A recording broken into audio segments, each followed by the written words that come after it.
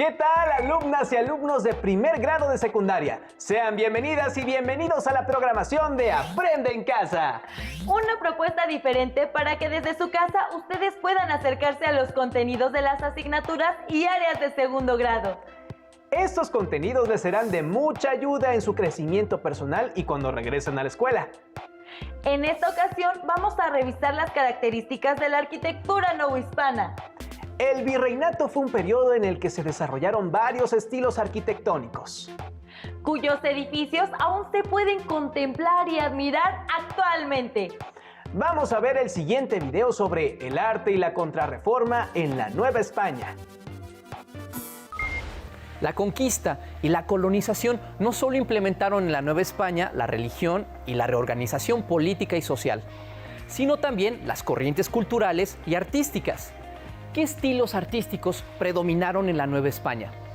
¿Por qué la mayor parte de la arquitectura, la pintura y la música virreinal expresaban culto al catolicismo y a las festividades religiosas? Veámoslo. Las primeras obras arquitectónicas en la Nueva España, como el Palacio de Cortés, en Cuernavaca, Morelos, y la Casa de Montejo, en Mérida, Yucatán, pertenecen a la corriente artística del plateresco. Este estilo, que surgió en España en el siglo XV, se caracterizó por integrar elementos renacentistas, góticos y musulmanes en las construcciones. En la decoración plasmó elementos de la naturaleza, como guirnaldas y bichos, así como medallones con representaciones de bustos humanos, entre otros elementos. En la Nueva España, los artesanos indígenas añadieron componentes prehispánicos, como imágenes de la flora y fauna características de sus regiones. Un ejemplo es la fachada de la iglesia del convento de Acolman, considerada la joya del plateresco en América. En el siglo XVI surgió en Italia el manierismo, considerado un estilo superior y refinado. En la Nueva España mostró figuras humanas alargadas en la pintura y escultura. En la arquitectura, un ejemplo es la integración de torres en las fachadas de los templos, lo que puede observarse principalmente en las primeras catedrales que se construyeron. Tanto el plateresco como el manierismo fueron los estilos artísticos del siglo XVI y las primeras décadas del siglo XVII en la Nueva España. Para la tercera década del siglo XVII, el estilo que predominó fue el barroco. Veamos por qué. En 1517, en Alemania, el fraile agustino Martín Lutero publicó las 95 tesis, en las que cuestionaba a la Iglesia Católica. Entre otros puntos, criticaba la venta de las indulgencias, es decir, del perdón de los pecados por parte de la Iglesia. Afirmaba que la salvación provenía únicamente de la gracia de Dios, la cual se podía lograr mediante la fe, por lo que la intervención del clero era innecesaria, así como la adoración a la Virgen y a otros santos. Estas ideas se difundieron por Europa y fueron la base de la Reforma Protestante. La Iglesia se dividió y comenzaron las guerras religiosas entre los católicos y los seguidores de las ideas de Lutero. La Iglesia Católica promovió la Contrarreforma y convocó en 1545 al Concilio de Trento, el cual se realizó en periodos intermitentes. Ahí se determinaron las medidas a seguir para fortalecer a la Iglesia y al papado. España encabezó la Contrarreforma y el rechazo hacia el protestantismo se reflejó en la Nueva España. Entre las medidas que siguieron estaba el fomento del arte como vehículo para propagar las ideas y valores de la fe católica, y para ello se utilizó el barroco, un estilo muy ornamentado y dramático. La arquitectura y la pintura destacaron, por lo que los muros, fachadas, así como los techos de iglesias y conventos se llenaron de múltiples adornos e imágenes de vírgenes, santos, ángeles y escenas religiosas. Entre los principales pintores del barroco se encontraban Miguel Cabrera, Cristóbal de Villalpando, Sebastián López de Arteaga, la familia de los Juárez, los Echave y los Rodríguez. En la música destacaron Juan Gutiérrez de Padilla, Francisco López Capillas y Manuel de Sumaya. Y en la literatura, Sor Juana Inés de la Cruz. Carlos de Sigüenza y Góngora y Juan Ruiz de Alarcón fueron sus más importantes exponentes. A diferencia del protestantismo, la Iglesia Católica buscó exaltar a través del arte imágenes de santos, escenas religiosas y milagros para consolidar el culto y conmover al creyente. ¿Qué usos y funciones consideras que tuvo el barroco en el arte y la sociedad? ¿Qué estilos artísticos virreinales identificas en tu comunidad? En efecto, el plateresco, el manierismo, el barroco fueron estilos arquitectónicos que han dejado un importante patrimonio, que es necesario conocer, cuidar, respetar y valorar. Los edificios virreinales son testigos del pasado y forman parte de la cultura e identidad de las mexicanas y mexicanos. Observen el siguiente segmento. Es importante que vean con más detalle las características del barroco y qué aspectos lo distinguen en la arquitectura. Veamos el video El arte novohispano. No pierdan detalle. El barroco es un estilo artístico surgido en Europa. Llegó a Nueva España durante el siglo XVI y fue el predilecto principalmente en arquitectura religiosa, pintura y escultura sacra. En la colonia, esta corriente artística recibió un carácter propio por parte de los artistas de Nueva España, por lo que es conocido como barroco novohispano. El neoclásico llegó a Nueva España en 1780, en la fase final del virreinato. Su estilo se opuso por completo al barroco, prefiriendo las líneas simples, características del arte clásico de Grecia y Roma. En Nueva España fue más común su utilización por las autoridades civiles en la construcción de edificios públicos, y también lo adoptaron pintores y escultores no religiosos. El término barroco en principio significa abigarrado. Y lo que va a ser el barroco como un arte oficial de la Iglesia es ir en contra de la expresión racional que había tenido y que había caracterizado al Renacimiento desde el siglo XIV. América, en los territorios conquistados por el Imperio Español, evidentemente también se traslada el barroco, aunque no se había presentado esa problemática de enfrentamiento con lo que iba a ser el protestantismo. Sin embargo, bueno, irradia, influye y se crea un barroco muy americano, un barroco con distinciones respecto de lo que se daba en Europa. Característica principal es que va en contra de la racionalidad, en contra de los cánones y de la idea de imponer la imagen geométrica que había tenido el Renacimiento. En América y en particular en la Nueva España, ¿cómo se va a distinguir en la arquitectura? Fundamentalmente por la policromía, la gran cantidad de colores que van a surgir en las fachadas y en los interiores.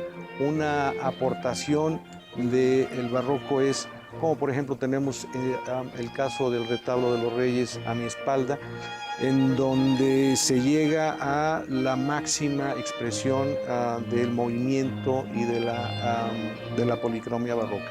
Otra característica es esta idea virtual de la falta de peso, de la ingravidez, es también la manera en cómo modifican todos los elementos que originalmente son eminentemente constructivos.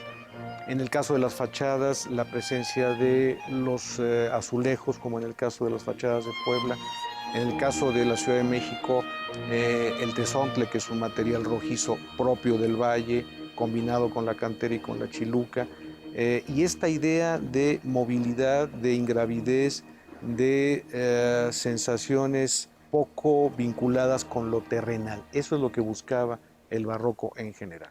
En el caso de la arquitectura, por ejemplo, lo que tenemos es esta idea de la movilidad que va en contra del carácter de estabilidad que debe tener y que siempre tuvo la arquitectura. Entonces, movilidad y sensación de ingravidez frente a la lógica del peso que había tenido históricamente la arquitectura. Y la escultura, por ende, también tiene esta misma condición de movilidad, de idea de sensualidad, porque todo en el barroco se debe de tomar con las sensaciones y a partir de las sensaciones olvidándose totalmente de todo lo que sería contacto con lógica y razón.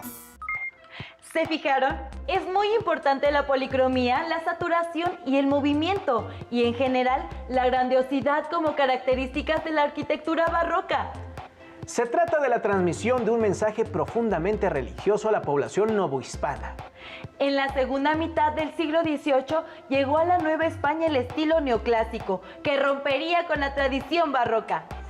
¿Cuáles son las características del neoclásico y en qué se diferencia del barroco? Lo veremos a continuación. El neoclásico, a diferencia del barroco, no tuvo un estilo predominante novohispano, pues en realidad surgió como una recuperación de la herencia cultural clásica. Fue el arquitecto español Manuel Tolsá, quien llegara a la colonia en 1791, el principal exponente de este estilo artístico en arquitectura y escultura. Muchas de sus obras, como el Hospicio Cabañas, el Palacio de Minería o la escultura ecuestre de Carlos IV de España, son consideradas obras maestras del neoclásico en América. Viene de una madurez intelectual que se empieza a dar también en Centro Europa. Una madurez intelectual que privilegió el uso de la razón frente a la posibilidad subjetiva que daba la Iglesia Católica. Entonces, así como el barroco había sido un arte estratégico en favor de la difusión de la Iglesia, ahora vamos a tener una posición contraria, que es una vuelta a la crítica sobre la preeminencia religiosa, sobre todo de la Iglesia Católica. Y igual que en el caso del barroco, tendríamos varias fechas que serían determinantes. 1750 para el caso de la Nueva España, el ascenso de la dinastía de los Borbones, dirigiendo el Imperio Español. De ahí nos iríamos a 1760, el inicio de la difusión de todas las nuevas normas, de todos los nuevos códigos, las reformas borbónicas en el Imperio Español. 1767 es la expulsión de la orden jesuita. El jesuitismo fue una de las bases más importantes del barroco. Y luego nos vamos a 1781 con la fundación de la Academia, que en una segunda instancia te trataré de comentar cuál fue la importancia que tuvo. Entonces, es una versión totalmente opuesta al barroco, es una versión que trata de retomar el mundo grecolatino. Vuelve a aparecer la geometría, vuelve a aparecer con toda claridad la contundencia del medio círculo, el triángulo, la pilastra. Nada que ver con todas estas fantasías y todos estos vuelos y todas estas ficciones que había planteado el barroco en su origen. Entonces es un movimiento artístico que establece una nueva postura en contra de la irracionalidad, privilegia el aspecto crítico, privilegia el retomar el mundo clásico como la gran materia de conocimiento y de enseñanza para la sociedad. Para entender el gran periodo del neoclásico, que abarca desde la segunda mitad del siglo XVIII hasta los primeros 25-30 años del siglo XIX, hay que partir del ascenso de la dinastía de los Borbones al cargo de la dirección del imperio. Los Borbones de origen francés traen toda esta tradición del nuevo pensamiento que se había inaugurado por Renato Descartes. La Ilustración, que es la que privilegia todo este gran periodo, circula ideas sobre una nueva manera social, sobre una nueva respeto inclusive a lo que después serán los derechos humanos, y viene a terminar en 1789 con la gran guerra de Revolución Francesa, en donde incluso se llega a determinar mediante un decreto: Dios no existe. Esta va a ser la gran posición crítica que va a tomar el neoclásico. Entonces, en el caso de la arquitectura, nos vamos a encontrar con todos estos elementos del mundo grecolatino, con los grandes frontones, con los arcos, con las pilastras que recuerdan al mundo griego y romano. Y en el caso de la pintura ya no aparecen los milagros, ahora va a ser el Antiguo Testamento el que va a dar todas las nuevas temáticas que van a alimentar a esta nueva expresión artística.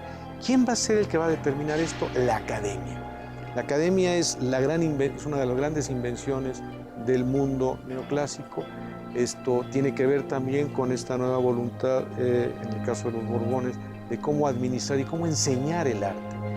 Ahora se van a crear planes de estudio, se van a volver a crear cánones, se van a dictar normas, e inclusive va a haber la prohibición de seguir construyendo y de seguir pintando a la manera barroca. Ahora de lo que se va a tratar es de hacer valer, de considerar como la única posibilidad todos aquellos temas que habían creado los maestros en la academia, con los que se va a enseñar, con los que se va a adiestrar y que van a ser los autorizados por los cabildos para que se lleven a cabo en las iglesias y en los edificios públicos. Y por último, otra de las grandes características del mundo neoclásico va a ser el que los edificios más importantes van a ser edificios civiles. Ya no va a ser la iglesia la que va a llevar la conducción de la construcción en las ciudades.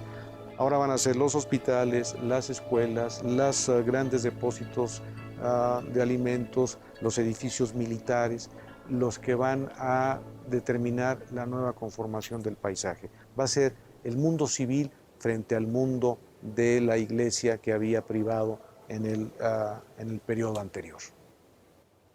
Actualmente, México conserva un gran acervo arquitectónico, pictórico y escultórico del periodo colonial, que es parte de la riqueza cultural y del patrimonio no solo nacional, sino de la humanidad.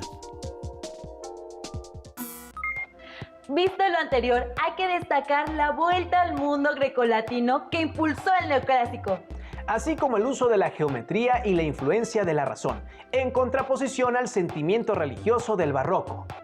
Debe resaltarse también que los edificios más destacados del neoclásico eran civiles, ya no religiosos.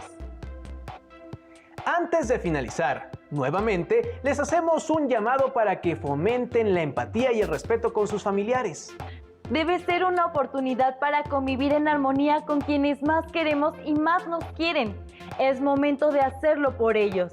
Las y los invitamos a consultar más sobre el tema en su libro de texto de historia. Les dejamos algunas preguntas que les pueden servir para profundizar en lo que acaban de aprender. ¿Cuáles son las características del barroco? ¿Qué sentimientos buscaba despertar en las personas? ¿Cuáles son las características del neoclásico? ¿En qué se distingue del barroco? Guarden sus respuestas en la carpeta de experiencias y posteriormente compártanlas con sus compañeras y compañeros. ¡Hasta muy pronto!